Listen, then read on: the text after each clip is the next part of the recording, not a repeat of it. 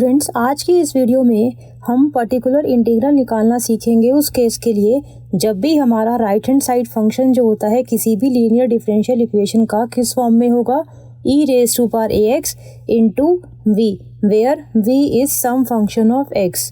तो यानी कि जब भी राइट हैंड साइड फंक्शन किसी भी लीनियर डिफरेंशियल इक्वेशन का किस फॉर्म में होगा, e raise to power ax multiplied by sum function of x।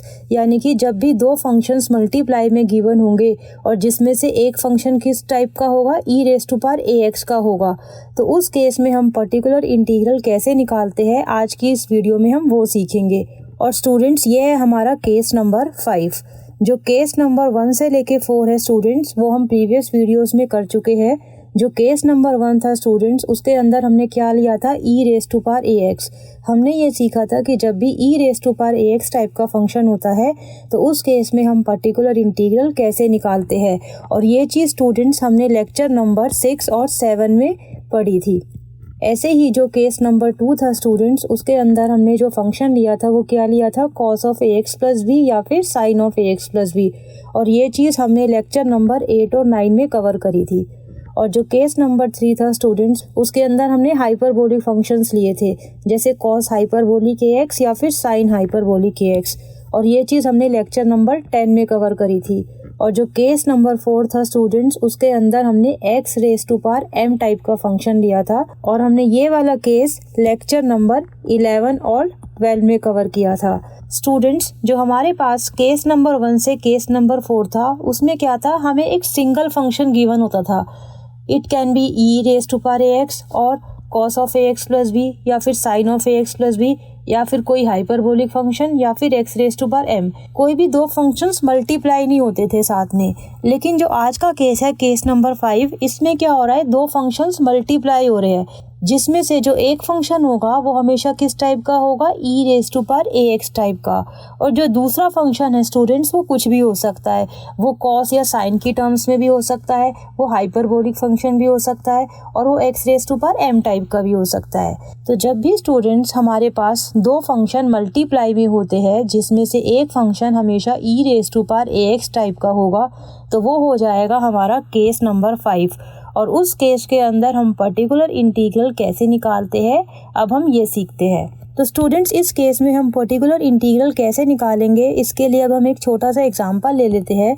For example, हमारा जो पी आई है वो किसके इक्वल है, 1/d² प्लस 1। और जो हमारा फंक्शन है उसको हम ले लेते हैं e raise to power 2x multiplied by cos of 3x। Now students, अब हम देख सकते हैं यहाँ पर हमारे पास दो फंक्शन मल्टीप्लाई में है, जिसमें से एक फंक्शन किस टाइप का है, e raise to power ax, और जो a की वैल्यू है वो क्या हो गई, 2। तो स्टूडेंट्स, इस केस में हम क्या करते हैं, पी आई निकालने के लिए जो ये e raise to power ax जो एक्सपोनेंशियल फंक्शन होता है उसको हम नेक्स्ट स्टेप में क्या करते हैं, हम यहाँ पे लेफ्ट हैंड साइड में शिफ्ट कर देते हैं। तो हमारा क्या आ जाता है, e raise to power 2x then into 1 divided by. Students, जिस स्टेप के अंदर हम एक्सपोनेंशियल फंक्शन को यहाँ पे लेफ्ट में लिख रहे हैं, उसी स्टेप में हम क्या करते हैं, d को रिप्लेस कर देते हैं d प्लस a से। स्टूडेंट्स, अब ध्यान से सुनना, जब भी हमारे पास दो फंक्शन मल्टीप्लाई में होते हैं जिसमें से एक function e raise to power ax type का होता है, तो हम क्या करते हैं, पी आई निकालने के लिए हम जो ये एक्सपोनेंशियल फंक्शन होता है इसको हम लेफ्ट साइड में शिफ्ट कर देते हैं नेक्स्ट स्टेप में। तो हमारा यहाँ पे क्या आ गया, e raise to power 2x। और जिस स्टेप के अंदर हम e raise to power 2x को लेफ्ट साइड में लिख रहे हैं, उसी स्टेप में हमें क्या करना होता है, d को d प्लस a से रिप्लेस करना होता है। तो यहाँ पर जो हमारी a की वैल्यू है वो क्या है, 2। तो हम क्या करेंगे, d को रिप्लेस कर देंगे d प्लस 2 से। तो यानी कि डिनोमिनेटर के अंदर जहाँ भी d है हम वहाँ पे क्या लिख देंगे, d प्लस 2। तो हमारा क्या आ जाएगा, डिनोमिनेटर में हमें क्या करना है, d की जगह पे d प्लस 2 लिखना है। तो हमारा क्या आ जाएगा, d प्लस 2 का होल स्क्वायर देन प्लस 1। और जो दूसरा फंक्शन है वो क्या है, cos ऑफ 3x। सो इसको हम एज इट इज़ यहाँ पे लिख देंगे। नाउ नेक्स्ट स्टेप में हम कैसे प्रोसीड करेंगे स्टूडेंट्स, जो ये e raise to power 2x है इसको हम एज इट इज़ लिखते जाएंगे हर स्टेप में, इसके अंदर हमें कोई चेंज नहीं करना। तो हर स्टेप पे ये e raise to power 2x हम ऐसे ही लिखते जाएंगे। देन मल्टीप्लाई में ये वाला जो ऑपरेटर है अब वो किसके ऊपर अप्लाई हो रहा है, खाली cos ऑफ 3x। तो जो हमारा राइट हैंड साइड फंक्शन है वो किसके इक्वल हो गया, खाली cos ऑफ 3x। तो ये कौन सा केस हो गया स्टूडेंट्स? केस नंबर 2, क्योंकि जो हमारा फंक्शन है अब किस टाइप का है? Cos of ax plus b type का है। तो अब इसको सॉल्व करने के लिए स्टूडेंट्स हम क्या करेंगे? जो हम केस नंबर 2 में करते थे हम सेम वैसे ही प्रोसीड करेंगे और हमारा फाइनल आंसर आ जाएगा। नाउ स्टूडेंट्स अब हम कुछ क्वेश्चन सॉल्व करते हैं सो दैट ये कॉन्सेप्ट आपको अच्छे से क्लियर हो सके। Now students, question number 1 is we have to find the solution for this linear differential equation. तो स्टूडेंट सबसे पहले हम ये देख सकते हैं जो राइट हैंड साइड है वहाँ पर कोई फंक्शन गिवन है x का, तो यानी कि जो सोल्यूशन होगा वो किसके इक्वल हो जाएगा? Complementary function plus particular integral. तो सबसे पहले हम क्या लिखते हैं? Let y is equal to cf plus pi be the solution of equation 1, और इसको हम इक्वेशन 1 से रीनेम कर देते हैं। तो स्टूडेंट सबसे पहले हम क्या करेंगे? कॉम्प्लीमेंट्री फंक्शन निकालेंगे। कॉम्प्लीमेंट्री फंक्शन निकालने के लिए स्टूडेंट्स जो फर्स्ट स्टेप होता है वो क्या होता है? हमें ऑक्सिलरी इक्वेशन निकालनी होती है। तो उसके लिए स्टूडेंट्स हम क्या करेंगे? कैपिटल D को स्मॉल m से रिप्लेस कर देंगे। तो हमारे पास क्या आ जाएगा? m² minus 4m plus 3 equal to 0। तो स्टूडेंट्स ये आ गई हमारी ऑक्सिलरी इक्वेशन, और जो नेक्स्ट स्टेप होता है वो क्या होता है? हमें इस इक्वेशन के रूट्स निकालने होते हैं। तो अब हम स्टूडेंट्स इस इक्वेशन के रूट्स निकालेंगे। तो ये क्या है? एक क्वाड्रेटिक इक्वेशन है, तो इसको हम कैसे लिख सकते हैं? m² minus 3m minus m plus 3 equal to 0। Then we have m common ले लेंगे, तो हमारे पास क्या आ जाएगा ब्रैकेट के अंदर? m minus 3, then minus 1 into में m minus 3 equal to 0। Then we have m minus 1 into m minus 3 equal to 0।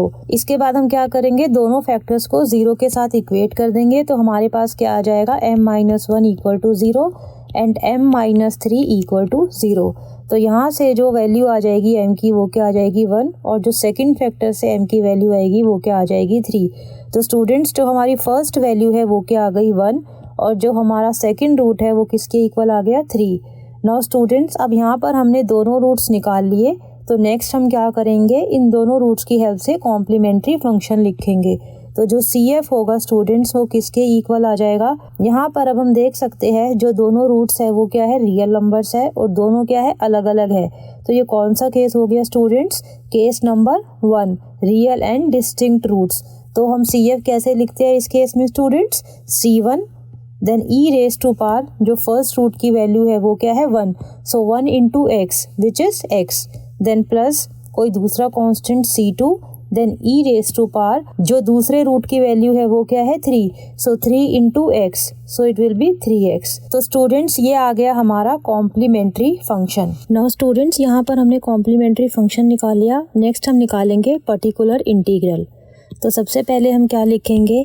pi is equal to then 1 divided by, उसके बाद जो ये d का एक्सप्रेशन होता है ब्रैकेट के अंदर हम वो लिख देते हैं। तो हमारे पास क्या आ जाएगा? d² minus 4d then plus 3, और जो राइट हैंड साइड में फंक्शन गिवन है वो किसके इक्वल है? x³ e raise to power 2x। तो यहाँ पर हम क्या लिख देंगे? x raise to power 3 e raise to power 2x। Now next हम क्या करते हैं स्टूडेंट्स? हम ये वाला फंक्शन देखते हैं कि ये वाला फंक्शन किस टाइप का है। तो स्टूडेंट्स यहाँ पर हम देख सकते हैं यहाँ पर दो फंक्शन मल्टीप्लाई में है, जिसमें से एक फंक्शन क्या है? e raise to power ax type का है। तो स्टूडेंट्स जब भी हमारे पास दो फंक्शंस मल्टीप्लाई में होते हैं जिसमें से एक function e raise to power ax type का होता है, तो हम क्या करते हैं स्टूडेंट्स? जो ये एक्सपोनेंशियल फंक्शन होता है इसको हम लेफ्ट हैंड साइड में यहाँ पे शिफ्ट कर देते हैं। तो स्टूडेंट्स हमारे पास नेक्स्ट स्टेप में क्या आ जाएगा? जो e raise to power 2x है उसको हम यहाँ पे लिख देंगे सबसे पहले, देन मल्टीप्लाई में 1 डिवाइडेड बाय, जहाँ पर भी डिनोमिनेटर में d है उसको हम क्या करेंगे? हम d को रिप्लेस कर देंगे d प्लस a से, और जो a की वैल्यू है इस केस के अंदर वो क्या है? 2। तो यानी कि हम क्या करेंगे? d को रिप्लेस कर देंगे d प्लस 2 से। तो स्टूडेंट्स जहाँ पर भी d है उसकी जगह पर हम क्या लिख देंगे? d plus 2। तो स्टूडेंट्स यहाँ पर हम देख सकते हैं सबसे पहली जो टर्म है वो क्या है? d²। तो इसकी जगह पे हम क्या लिख देंगे? d plus 2 and then whole square, then minus 4 into d. तो d की जगह पे क्या लिख देंगे? d plus 2 and then we have plus 3। उसके बाद जो हमारा फंक्शन है वो क्या है, x रेज़ टू पावर 3, क्योंकि जो e raise to power 2x है उसको तो हम ऑलरेडी यहाँ पे लिख ही चुके हैं, तो हमारे पास क्या बच गया, खाली x रेज़ टू पावर 3। तो यहाँ पर हम क्या लिख देंगे, x रेज़ टू पावर 3। ना स्टूडेंट्स, अब हम नेक्स्ट स्टेप में क्या करेंगे, जो डिनोमिनेटर के अंदर ये d का एक्सप्रेशन है हम इसको थोड़ा सा सिंप्लीफाई कर लेंगे, तो हमारे पास क्या आ जाएगा, so this is equal to e raise to power 2x को स्टूडेंट्स हम एज इट इज लिखते जाएंगे हर स्टेप में, देन 1 डिवाइडेड बाय, यहाँ पे हम a प्लस b का होल स्क्वायर का फॉर्मूला लगा देंगे स्टूडेंट्स, तो हमारे पास क्या आ जाएगा, d square then plus 4 then plus 4d।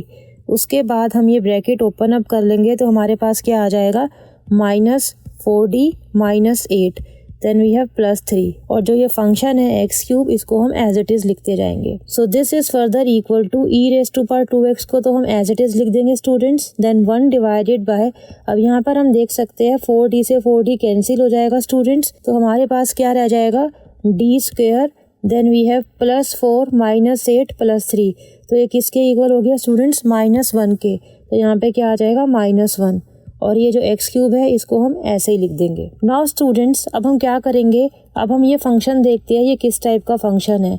यहाँ पर जो फंक्शन है वो किस टाइप का है, x raise to power m type का है, तो यानी कि केस नंबर 4। तो स्टूडेंट्स केस नंबर 4 में मैंने ये बताया था आपको कि जब भी हमारे पास x raise to power m type का फंक्शन होता है तो हमें क्या करना होता है, हमें बायनोमियल एक्सपेंशन लगानी होती है। तो स्टूडेंट्स केस नंबर 4 में मैंने ये बताया था कि बायनोमियल एक्सपेंशन लगाने के लिए हमें क्या करना पड़ता है, जो ये डिनोमिनेटर के अंदर d का एक्सप्रेशन होता है इसमें से हमें कांस्टेंट टर्म देखनी होती है। तो इस केस में यहाँ पे कांस्टेंट टर्म क्या है, -1, तो हम क्या करेंगे, इस वाले एक्सप्रेशन से हम -1 को कॉमन ले लेंगे। तो जब हम कॉमन लेंगे स्टूडेंट्स तो हमारे पास क्या आ जाएगा, नेक्स्ट स्टेप में e raise to power 2x हम एज इट इज लिख देंगे, देन 1 डिवाइडेड बाय, जो कांस्टेंट टर्म है वो क्या है, -1, तो हमें क्या कॉमन लेना है, -1। तो जब हम -1 कॉमन लेंगे तो हमारे पास अंदर क्या बच जाएगा ब्रैकेट में, 1 माइनस d स्क्वायर, और जो ये फंक्शन है x की पावर 3 इसको हम एज इट इज लिख देंगे। नाउ फर्दर नेक्स्ट स्टेप में हम क्या करते हैं स्टूडेंट्स, हम क्या करते हैं, जो ये ब्रैकेट होता है डिनोमिनेटर के अंदर हम उसको न्यूमरेटर के अंदर लिख देते हैं। तो डिनोमिनेटर में जो पावर है इस ब्रैकेट की वो क्या है, 1, तो जब न्यूमरेटर में लेके जाएंगे स्टूडेंट्स तो पावर क्या बन जाएगी, -1। तो नेक्स्ट स्टेप में हम क्या करेंगे, minus e raise to power 2x को हम एज इट इज लिख देंगे।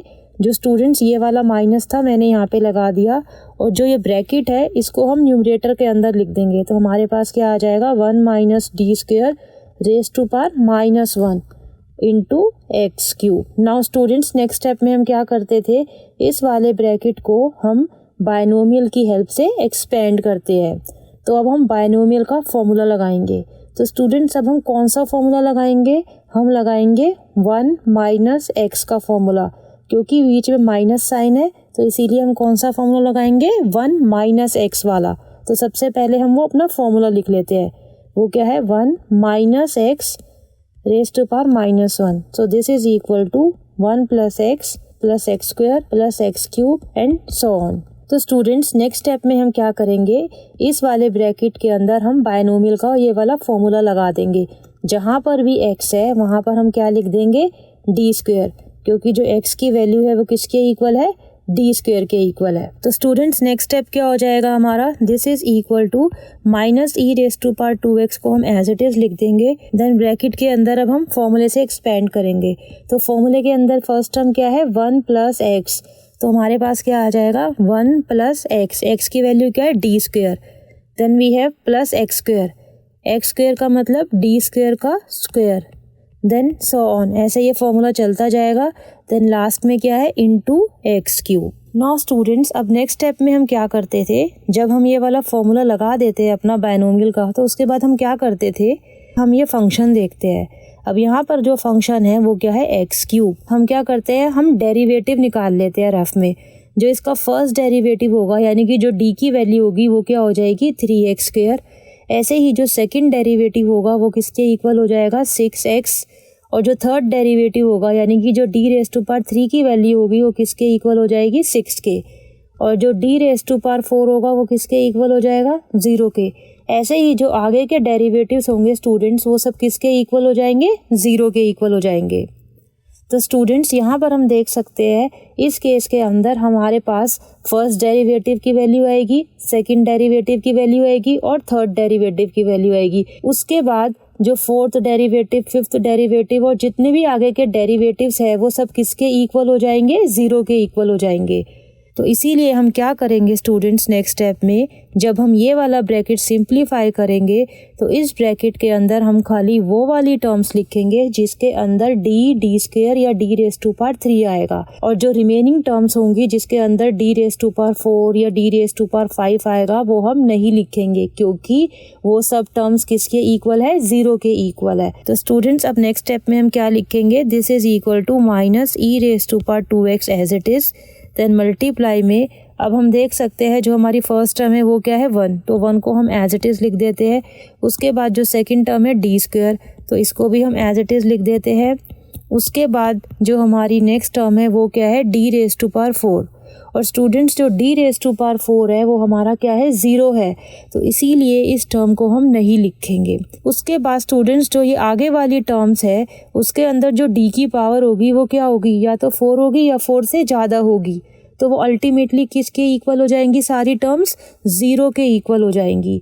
ये सारी टर्म्स 0 के इक्वल क्यों हो जाएंगी, क्योंकि जो d की पावर होगी वो 4 या 4 से ज़्यादा होंगी, तो इसीलिए ये सारी टर्म्स किसके इक्वल हो जाएंगी, 0 के इक्वल हो जाएंगी, तो इसीलिए हम नहीं लिखेंगे। तो इसीलिए हमारे पास खाली क्या आ जाएगा 1 + d², और हम ब्रैकेट क्लोज कर देंगे, then into x³। Next step में क्या करेंगे स्टूडेंट्स, हम इस वाले ब्रैकेट को x³ के साथ मल्टीप्लाई कर देंगे, तो हमारे पास क्या आ जाएगा नेक्स्ट स्टेप में, this is equal to -e⁻²x।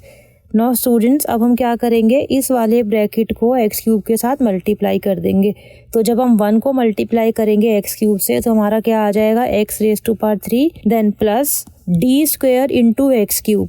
तो जब हम d² को x³ के साथ मल्टीप्लाई करेंगे तो इसका मतलब क्या आ जाएगा, d² मतलब डबल डेरिवेटिव, तो इसका मतलब है हमें डबल डेरिवेटिव लिखना है x³ का, तो डबल डेरिवेटिव किसके इक्वल था 6x के, तो हमारा क्या आ जाएगा +6x। नाउ स्टूडेंट्स अब इस टर्म के अंदर हम देख सकते हैं जो कैपिटल D था वो हट चुका है, पूरा का पूरा फंक्शन x में आ गया, तो स्टूडेंट्स यही हमारा पर्टिकुलर इंटीग्रल हो जाएगा। तो स्टूडेंट्स ये आ गया हमारा पर्टिकुलर इंटीग्रल। नाउ स्टूडेंट्स हमारा कॉम्प्लीमेंट्री फंक्शन भी आ गया और पीआई भी आ गया, और जो हमारा फाइनल सोल्यूशन था वो किसके इक्वल था, CF + PI। तो एंड में सोल्यूशन हम कैसे लिखेंगे students, solution is y is equal to, सबसे पहले हम CF की वैल्यू लिख देंगे which is equal to C1 e⁻x then plus C2 e⁻3x।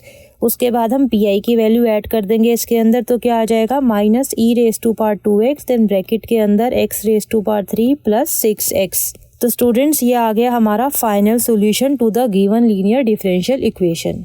I hope students ये क्वेश्चन आपको समझ में आ गया होगा। अब हम एक क्वेश्चन और करते हैं सो दैट आपको और अच्छे से क्लियर हो जाए आज का concept. Now students question number 2 is we have to find the solution for this linear differential equation. तो अगेन स्टूडेंट्स हम देख सकते हैं जो राइट हैंड साइड है यहाँ पर कोई फंक्शन गिवन है x का, तो यानी कि जो सॉल्यूशन होगा वो किसके इक्वल हो जाएगा CF + PI। तो सबसे पहले स्टूडेंट्स हम लिख लेते हैं let y is equal to CF + PI be the solution of equation 1, और इसको हम इक्वेशन 1 से रीनेम कर लेते हैं। तो स्टूडेंट सबसे पहले हमें क्या निकालना है, कॉम्प्लीमेंट्री फंक्शन। तो उसके लिए हम क्या करेंगे, सबसे पहले ऑक्सिलरी इक्वेशन लिखेंगे, वो क्या हो जाएगी, हम d को स्मॉल m से रिप्लेस कर देंगे, सो हमारे पास क्या आ जाएगा m² - 4 = 0। तो स्टूडेंट्स यहाँ पर हमारे पास ऑक्सिलरी इक्वेशन आ गई। नेक्स्ट हम क्या करेंगे, हम इस इक्वेशन के रूट्स निकालेंगे। तो यहाँ से हमारे पास m² की क्या वैल्यू आ जाएगी 4, तो m की क्या वैल्यू आ जाएगी students ±√4, it means that m is equal to ±2। तो स्टूडेंट्स यहाँ पर जो हमारी फर्स्ट रूट की वैल्यू आ गई वो क्या आ गई +2, और जो हमारा सेकंड रूट है वो किसके इक्वल आ गया -2 के। नाउ स्टूडेंट्स अब हमारे पास यहाँ पर दोनों रूट्स आ गए, तो नेक्स्ट हम क्या करेंगे, हम कॉम्प्लीमेंट्री फंक्शन लिखेंगे। तो जो CF की वैल्यू है वो किसके इक्वल हो जाएगी, यहाँ पर जो दोनों रूट्स है वो क्या है, रियल नंबर्स है, और दोनों क्या है, अलग अलग रूट्स है। तो स्टूडेंट्स ये कौन सा केस हो गया, केस नंबर 1, यानी कि रियल एंड डिस्टिंक्ट रूट्स। तो इस केस में स्टूडेंट्स हम CF कैसे लिखते थे, C1 e⁻, जो फर्स्ट रूट है वो क्या है 2, तो यहाँ पे क्या आ जाएगा 2x, देन प्लस कोई दूसरा कांस्टेंट C2, देन e⁻, जो सेकंड रूट है वो किसके इक्वल है, -2, सो -2 इंटू एक्स। तो स्टूडेंट्स ये आ गया हमारा कॉम्प्लीमेंट्री फंक्शन। नाउ स्टूडेंट्स हमने कॉम्प्लीमेंट्री फंक्शन तो निकाल लिया, अब नेक्स्ट क्या हम निकालेंगे, p. So p is equal to 1 divided by, हमें यहाँ पर क्या गिवन है, d² -4, तो हम यहाँ पे लिख देंगे d² -4, और जो राइट हैंड साइड फंक्शन है वो किसके इक्वल है, e⁻³ इंटू x², तो हम यहाँ पर क्या लिख देंगे, e⁻³ इंटू x²। नाउ इसके बाद स्टूडेंट्स हम क्या करते हैं, हम ये वाला फंक्शन देखते हैं कि ये फंक्शन किस टाइप का है। तो स्टूडेंट्स हम देख सकते हैं यहाँ पर हमारे पास दो फंक्शंस मल्टीप्लाई में हैं, जिसमें से एक फंक्शन किस टाइप का है, e⁻ax टाइप का है, और जो a की वैल्यू है वो किसके इक्वल है, 3 के इक्वल है। तो स्टूडेंट्स जब भी हमारे पास दो फंक्शंस मल्टीप्लाई में होते हैं जिसमें से एक फंक्शन e⁻ax टाइप का होता है, तो हम क्या करते हैं नेक्स्ट स्टेप में हम क्या करते हैं, जो ये एक्सपोनेंशियल फंक्शन होता है इसको हम लेफ्ट में लिख देते हैं। तो स्टूडेंट्स हम नेक्स्ट स्टेप में क्या करेंगे, e⁻3x को यहाँ पे लिख देंगे, देन इनटू 1 डिवाइडेड बाय, साथ में और क्या करते हैं स्टूडेंट्स, जहाँ पर भी d होता है हम d को रिप्लेस कर देते हैं d प्लस a से। हम क्या करते हैं स्टूडेंट्स, d को रिप्लेस कर देते हैं d प्लस a से, और यहाँ पर जो a की वैल्यू है स्टूडेंट्स वो क्या है, 3, तो हम क्या करेंगे, d को रिप्लेस कर देंगे d प्लस 3 से। जहाँ पर भी d होगा वहाँ पर हम क्या लिख देंगे, d प्लस 3। तो स्टूडेंट्स यहाँ पर हमारे पास क्या है, d², तो d की जगह पे हम क्या लिख देंगे, d प्लस 3, और इसका होल स्क्वायर हो जाएगा, देन -4। और स्टूडेंट्स यहाँ पर राइट साइड में क्या आ जाएगा हमारे पास, e⁻3x तो हम यहाँ पे ऑलरेडी लिख चुके हैं, तो हमारे पास क्या बच गया, खाली x², तो यहाँ पे हम लिख देंगे x²। Now students next step में हम क्या करेंगे, हम डिनोमिनेटर वाले एक्सप्रेशन को थोड़ा सा सिंप्लीफाई कर लेंगे, तो हमारे पास क्या आ जाएगा, e⁻3x को हम एज इट इज लिखते जाएंगे हर स्टेप में, देन 1 डिवाइडेड बाय, अब हम क्या करेंगे, हम ये ब्रैकेट ओपन कर लेंगे, तो इसके अंदर हम ये फॉर्मूला लगा देंगे a प्लस b का होल स्क्वायर, तो ये किसके इक्वल आ जाएगा, d² plus 9 then plus 6d then -4, और जो ये x² है इसको हम एज इट इज लिख देंगे। तो स्टूडेंट्स ये किसके इक्वल हो जाएगा, further e⁻3x then 1 divided by d², then we have 6d, so plus 6d, then we have plus 9 -4, तो ये किसके इक्वल हो गया, +5 के, so +5, और जो ये x² है इसको हम एज इट इज लिख देंगे। नाउ स्टूडेंट्स अब यहाँ पे राइट हैंड साइड में हमारे पास एक ही फंक्शन है, और वो किस टाइप का फंक्शन है, x⁻m टाइप का फंक्शन है, और जो m की वैल्यू है वो क्या है, 2।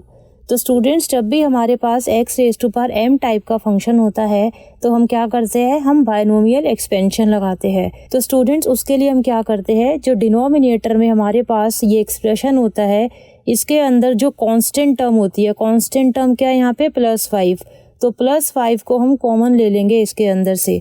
तो नेक्स्ट स्टेप में हमारे पास क्या आ जाएगा, e⁻3x as it is, then we have 1 divided by, तो अब हम क्या करेंगे स्टूडेंट्स, जो ये कांस्टेंट टर्म है +5 इसको हम कॉमन ले लेंगे, तो हम क्या लिख देंगे 5, देन उसके बाद हम एक ब्रैकेट पुट करेंगे। तो जब हम 5 कॉमन ले लेंगे स्टूडेंट्स तो इसकी जगह पे क्या आ जाएगा, 1, तो हम सबसे पहले क्या लिख देते हैं 1, देन वी हैव प्लस, उसके बाद जो रिमेनिंग टर्म्स होती है यानी कि कांस्टेंट को छोड़कर जो बाकी की टर्म्स है हम वो लिख देते हैं यहाँ पे एक ब्रैकेट के अंदर। तो हम एक ब्रैकेट के अंदर जो बाकी की टर्म्स है वो लिख देंगे, which is d² plus 6d, then divided by, हम किससे डिवाइड करते हैं, जो चीज़ हमने ब्रैकेट के बाहर कॉमन ली हुई होती है वही चीज़ हम यहाँ पे लिख देते हैं। तो यहाँ पे हमने 5 कॉमन लिया था तो इसीलिए हम यहाँ पे भी 5 लिख देंगे। तो यहाँ पे क्या आ जाएगा 5, देन ब्रैकेट क्लोज, और जो ये x² का फंक्शन है वो as it is. Now students अब नेक्स्ट स्टेप में हम क्या करते हैं, जो ये वाला ब्रैकेट होता है डिनोमिनेटर के अंदर इसको हम न्यूमरेटर के अंदर लिख देते हैं। तो नेक्स्ट स्टेप में हमारे पास क्या आ जाएगा, e⁻3x as it is, then we have divided by 5, और जो ये ब्रैकेट है डिनोमिनेटर के अंदर इसको हम न्यूमरेटर के अंदर लिख देंगे। तो हमारे पास क्या आ जाएगा 1 plus, then we have d² plus 6d divided by 5, then bracket close, और जो पावर है वो क्या हो जाएगी -1, क्योंकि स्टूडेंट्स इस वाले ब्रैकेट की डिनोमिनेटर में क्या पावर थी 1, तो जब हम न्यूमरेटर में लाए तो क्या पावर हो जाएगी -1, और जो फंक्शन एक्स स्क्वायर है उसको हम एज इट इज लिख देंगे। नाउ स्टूडेंट्स, अब हम नेक्स्ट स्टेप में क्या करते हैं, हम इस वाले ब्रैकेट को ओपन करते हैं with the help of binomial expansion. तो स्टूडेंट्स, अब यहाँ पे हम कौन सा फॉर्मूला लगाएंगे, 1 plus x raise to power -1 का। तो सबसे पहले हम फॉर्मूला लिख लेते हैं। फॉर्मूला क्या था, 1 plus x raise to power -1 is equal to 1 minus x, then plus x square, then minus x cube, then plus x raise to power 4 and so on. तो स्टूडेंट्स, नेक्स्ट स्टेप में हम इस वाले bracket को open करेंगे with the help of this formula, और जहाँ पर भी x है फॉर्मूले के अंदर, हम x की जगह पर क्या लिख देंगे, d square plus 6d divided by 5, क्योंकि जो x की वैल्यू है वो क्या है, D square plus 6d divided by 5। तो स्टूडेंट्स, अब नेक्स्ट स्टेप में हम फॉर्मूला लगा लेते हैं। तो स्टूडेंट्स, जब हम फॉर्मूला लगाएंगे तो हमारे पास क्या आ जाएगा, e raise to power 3x divided by 5 को हम एज इट इज लिख देंगे। देन ब्रैकेट के अंदर जो फॉर्मूले की फर्स्ट टर्म है वो क्या है, 1 माइनस एक्स। तो हमारे पास क्या आ जाएगा, 1 माइनस एक्स, एक्स की क्या वैल्यू है यहाँ पे, D square plus 6d divided by 5। उसके बाद जो नेक्स्ट टर्म है फॉर्मूले के अंदर वो क्या है, प्लस एक्स स्क्वायर। तो हमारे पास क्या आ जाएगा, प्लस एक्स स्क्वायर, एक्स की जगह पे क्या लिख देंगे, d square plus 6d divided by 5 and then whole square. और ऐसे ही ये फॉर्मूला चलता जाएगा, देन ब्रैकेट क्लोज, और जो एंड में हमारा फंक्शन है वो क्या है, एक्स रेज टू पावर 2 के इक्वल है। नाउ स्टूडेंट्स, ये चीज़ हम बहुत बार कर चुके हैं। जब भी हम बायनोमियल एक्सपेंशन लगा देते हैं उसके बाद आगे बढ़ने से पहले हम क्या चीज़ ऑब्जर्व करते हैं, हम अपना ये वाला फंक्शन देखते हैं। यहाँ पर इस केस में जो फंक्शन है वो क्या है, एक्स रेज टू पावर 2। तो जब हम एक्स रेज टू पावर 2 का फर्स्ट डेरिवेटिव निकालेंगे, यानी कि जब हम d की वैल्यू निकालेंगे तो वो किसके इक्वल आ जाएगी, 2x के। ऐसे ही जब डी स्क्वायर निकालेंगे, डी स्क्वायर मतलब सेकंड ऑर्डर डेरिवेटिव, तो वो किसके इक्वल आ जाएगा, 2 के इक्वल। और जो d रेज टू पावर 3 होगा यानी कि थर्ड ऑर्डर डेरिवेटिव होगा वो क्या हो जाएगा, 0। ऐसे ही जो d4 होगा वो भी क्या हो जाएगा, 0। ऐसे ही जो आगे के जितने भी डेरिवेटिव्स होंगे स्टूडेंट्स वो किसके इक्वल आ जाएंगे, 0 के इक्वल हो जाएंगे। तो स्टूडेंट्स, इस केस के अंदर हमारे पास फर्स्ट डेरिवेटिव की वैल्यू आएगी और सेकंड डेरिवेटिव की वैल्यू आएगी, और जितने भी आगे के डेरिवेटिव्स है वो किसके इक्वल हो जाएंगे, 0 के इक्वल हो जाएंगे। तो स्टूडेंट्स, नेक्स्ट स्टेप में जब हम ये वाला ब्रैकेट सिंप्लीफाई करेंगे तो हम खाली कौन कौन सी टर्म्स लिखेंगे, हम खाली d की टर्म लिखेंगे और डी स्क्वायर की टर्म लिखेंगे, क्योंकि जो आगे की टर्म्स है वो सब किसके इक्वल है, 0 के इक्वल है। तो स्टूडेंट्स, अब हम नेक्स्ट स्टेप में क्या करेंगे, e raise to power 3x divided by 5 को तो हम एज इट इज लिख देंगे। उसके बाद जो हमारी फर्स्ट टर्म है वो क्या है, 1, तो 1 को हम लिख देंगे एज इट इज। देन उसके बाद हम क्या करेंगे, ये वाला ब्रैकेट ओपन कर लेंगे तो हमारे पास क्या आ जाएगा, minus of D square by 5, तो minus of D square by 5। उसके बाद क्या आ जाएगा, plus minus minus, so minus 6d divided by 5। तो हमारे पास क्या आ गया, माइनस 6d डिवाइडेड बाय 5। उसके बाद स्टूडेंट्स, हमारी नेक्स्ट टर्म क्या है, D square plus 6d divided by 5 का होल स्क्वायर। तो ये जो 5 है वो डिनोमिनेटर में क्या है, कांस्टेंट है, तो जब इसका होल स्क्वायर करेंगे तो क्या बन जाएगा, 25। तो हम यहाँ पे लिख देंगे 1/25। देन ब्रैकेट के अंदर हमारा क्या बच गया, डी स्क्वायर प्लस 6d का होल स्क्वायर। तो यहाँ पर हम a प्लस b का होल स्क्वायर का फॉर्मूला लगा देंगे स्टूडेंट्स, तो हमारे पास क्या आ जाएगा, a स्क्वायर। जब हम इसका स्क्वायर करेंगे तो हमारे पास क्या आ जाएगा, d रेज टू पावर 4, और d raise to power 4 students किसके इक्वल था, 0 के इक्वल, तो इसीलिए हम नहीं लिखेंगे। उसके बाद जब हम सेकंड टर्म का स्क्वायर करेंगे तो क्या आ जाएगा, 36d स्क्वायर। तो ये वाली टर्म हम लिख देंगे स्टूडेंट्स, 36d स्क्वायर। ये वाली टर्म हम क्यों लिख रहे हैं, क्योंकि जो d स्क्वायर है वो 0 के इक्वल नहीं है, इसीलिए हम ये वाली टर्म को कंसिडर कर रहे हैं। उसके बाद स्टूडेंट्स हम क्या करेंगे, 2ab निकालेंगे। तो 2ab निकालेंगे तो क्या आ जाएगा, 12 into d raise to power 3, और जो d रेज टू पावर 3 है वो किसके इक्वल है, 0 के इक्वल है, तो इसीलिए हम ये वाली टर्म भी नहीं लिखेंगे। तो हमारे पास खाली क्या आ जाएगा, 36d स्क्वायर, और उसके बाद हम ब्रैकेट क्लोज कर देंगे। और उसके बाद स्टूडेंट्स, जो ये आगे की टर्म्स है जितनी भी, इसके अंदर जो d की पावर होगी ना वो 3 या 3 से ज़्यादा होगी, तो इसीलिए ये सारी टर्म्स किसके इक्वल हो जाएगी, 0 के इक्वल। तो इसीलिए हम आगे की टर्म्स यहाँ पर नहीं लिख रहे। तो यहाँ पे हमारे पास खाली ये आ जाएगा, और उसके बाद हम ब्रैकेट क्लोज कर देंगे, then into x square. Now next step में क्या करेंगे स्टूडेंट्स, हम इस वाले ब्रैकेट को एक्स स्क्वायर से मल्टीप्लाई कर देंगे। तो हमारे पास क्या आ जाएगा, this is equal to e raise to power 3x divided by 5 as it is. Then उसके बाद क्या करेंगे, जब हम 1 को मल्टीप्लाई करेंगे एक्स स्क्वायर से तो क्या आ जाएगा एक्स स्क्वायर। उसके बाद जो नेक्स्ट टर्म है वो क्या है, minus D square divided by 5। तो जो -1/5 है उसको तो हम एज इट इज़ लिख देंगे। और जब हम डी स्क्वायर को एक्स स्क्वायर से मल्टीप्लाई करेंगे स्टूडेंट्स तो क्या आ जाएगा, d square of x square. D square का मतलब double derivative of x square which is equal to 2। तो यहाँ पे हमारे पास क्या आ जाएगा 2। उसके बाद जो नेक्स्ट टर्म है स्टूडेंट्स वो क्या है, -6d डिवाइडेड बाय 5। तो -6/5 को हम एज इट इज़ लिख देंगे। और जब हम d को एक्स स्क्वायर के साथ मल्टीप्लाई करेंगे तो हमारा क्या आ जाएगा, d ऑफ एक्स स्क्वायर। इसका मतलब first derivative of x square. तो ये किसके इक्वल आ जाएगा, 2x के इक्वल। तो हम यहाँ पे 2x लिख देंगे। उसके बाद जो नेक्स्ट टर्म है स्टूडेंट्स वो क्या है, 36d स्क्वायर डिवाइडेड बाय 25। तो हम 36 डिवाइडेड बाय 25 को तो एज इट इज़ लिख देंगे। और जब हम डी स्क्वायर को एक्स स्क्वायर के साथ मल्टीप्लाई करेंगे तो इसका मतलब क्या हो जाएगा, double derivative of x square which is equal to 2। तो हमारे पास यहाँ ब्रैकेट में क्या आ गया, 2, then bracket close. Now students अब इस टर्म के अंदर हमारे पास डी नहीं बचा, तो यही हमारा पर्टिकुलर इंटीग्रल हो जाएगा। तो नेक्स्ट स्टेप में बस हम क्या करेंगे, इस वाले एक्सप्रेशन को हम थोड़ा सा सिंप्लीफाई करके लिख लेंगे। तो हमारे पास क्या आ जाएगा, e raise to power 3x divided by 5। Then we have x square.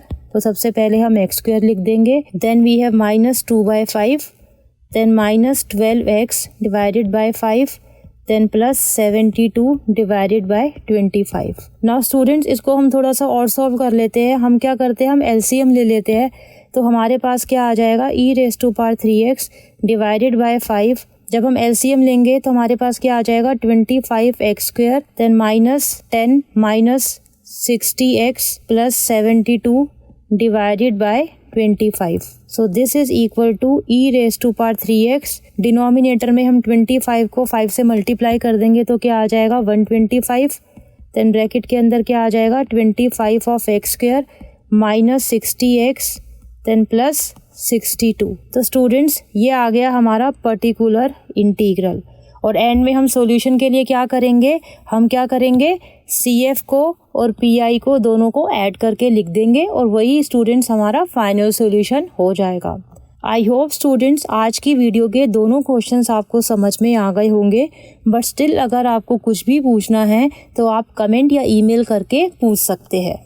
Students अगर आपको ये वीडियो अच्छी लगी then please like, comment, share and subscribe my YouTube channel. Thank you.